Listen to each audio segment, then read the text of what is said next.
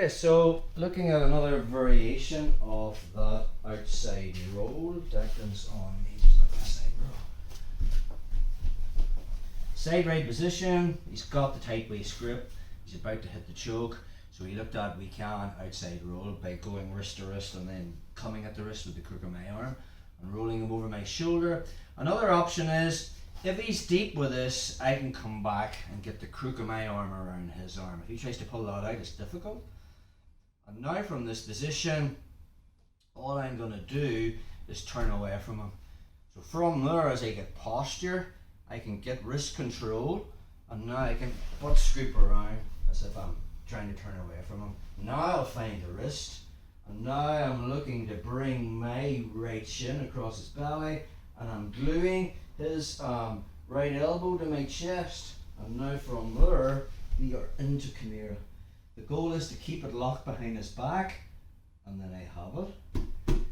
Notice the way my left leg is stopping the roll. If he tries to roll from here, it's not going to happen, but if he does and I let him, by sheer luck we are into Kimura. Maybe he sits up, I bring my knee behind, left leg comes over, and we've already addressed all this before.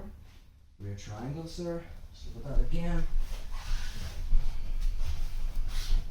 If he makes the tight waist grip and he's shallow with this, okay, so in other words I can't get the crook of my arm around his arm, that's easy strip. My right hand finds his right hand, I'll just put it in my pocket, and now from there I can turn to face him, whether I pull him into guard and start playing my game. But if he's playing the game right, he'll be deep with that. When we covered Danaher's back attack system, he is looking to pull me to the hip, and then he can lock harness. So that hand will be deep, which means the crook of his arm will be within reaching distance, or his elbow will be in reaching distance with mine. So once I'm there, I have that. If he tries to pull it out, it's difficult. Use your posted hand on the mat just to turn your hip as I turn away from him. Now I can find the wrist, lock Kimura, and I'm bringing my shin inside. Getting that bend in the arm, and left leg comes over, and now I have it. If he decides to roll, I let him roll. Now we're into Kimura position. If he does nothing, I'm coming up on top and finishing from top. Let's get one more angle on that. Just trying to keep it here, not sit. That's good. So we're here. I find this.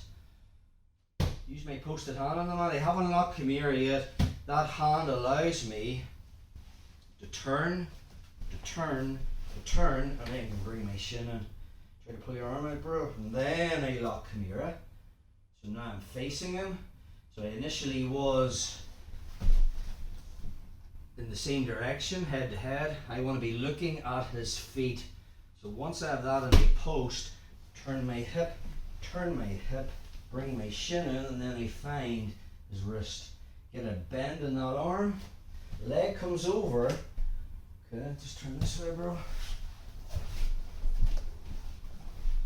So once I bring that shin in, my leg can come over the leg, it can come over his hip line, or it can come over the shoulder line. Either way, I'm getting his arm behind the back.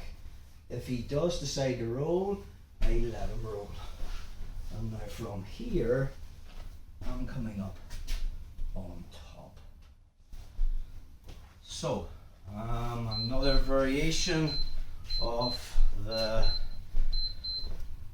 outside arm.